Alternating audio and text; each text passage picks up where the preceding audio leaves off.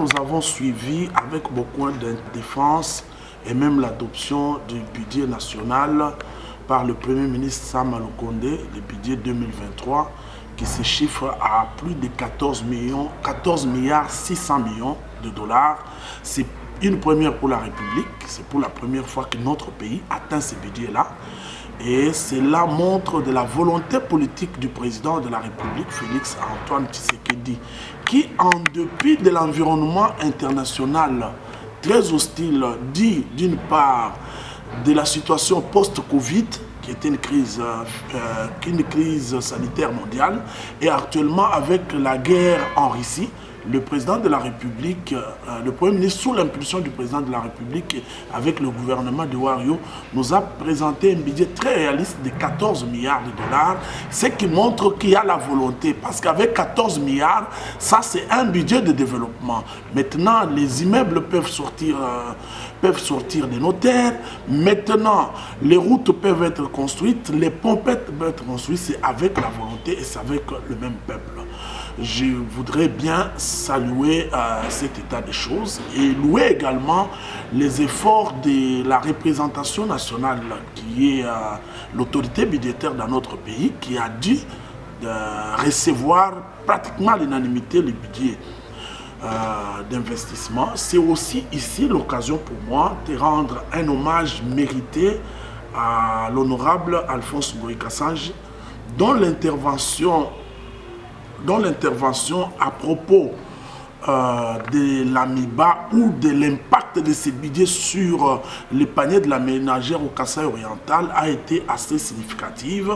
Il est temps de louer quand même l'effort ou les efforts qu'entreprend cet élu national et qui est quand même en train de se distinguer des autres. Donc pour moi ici, par honnêteté scientifique et par devoir de mémoire, de donner un coup de chapeau à l'honorable Alphonse Ngoï Kassanji, qui on a vu qu'il a quand même analysé ces budgets parce que les 3 points qu'il a soulevés dans son intervention ont été capitales. Et vous avez vu d'ailleurs à sa juste valeur que le Premier ministre, en réponse à l'intervention de l'honorable Ngoï Kassanji, qu'on a surnommé Monsieur Miba, et le Premier ministre a dit qu'il y a un budget de 163 ou 164 millions de dollars destiné à la transformation de l'AMIBA.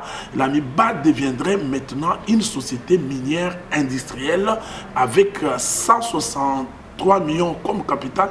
Le capital pourra être ouvert, donc on pourra atteindre facilement les 300 millions comme l'était aussi le plan de relève de M. Dani Mukendi-Wadinanga. Donc vous comprenez que les efforts entrepris par la représentation nationale ou les élus du Kasaï oriental, principalement l'honorable Alphonse Ngoï Kassanji et le plan de relève de l'AMIBA fait par M. Dani Mukendi-Wadinanga sont en train de porter leurs fruits.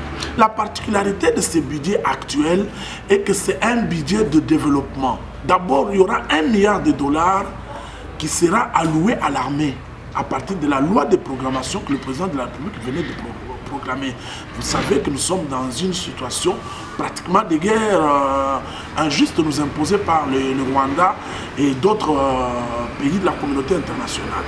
Alors déjà 1 milliard sera alloué. On va accroître la prise en charge des nouvelles unités. On va accroître les nouvelles unités non mécanisées. Il y a des gens qui travaillent qui ne sont pas payés. Alors avec ces budgets, le Congo peut enfin faire son retour sur la scène internationale, sur la scène nationale et se lancer sur la voie de développement pour faire de notre pays plus beau qu'avant, comme le dit l'hymne national de notre pays. Nous avons dit à notre population que Félix Antoine Tshisekedi Tshilombo, président de la République, chef de l'État, commandant suprême des forces armées et en même temps magistrat suprême, a une mission pour le Congo. Il a une vision pour ce Congo. Le président de la République a une volonté. Il sait ce qu'il faut faire pour que le Congo avance. Ces budgets montrent réellement qu'il a la volonté. Mais vous savez que l'année passée, nous sommes allés au-delà des assignations budgétaires. En donnant 16 milliards, je crois qu'avec la patrouille financière de l'IGF, nous pouvons atteindre 20 milliards ou plus pour cette année 2023. Donc je dis à la population d'être calme, de faire totalement confiance au président de la République qui va remplir, qui est candidat à sa propre succession et qui va remporter haut la main les élections de 2023 que nous allons organiser dans toute transparence et avec toute crédibilité.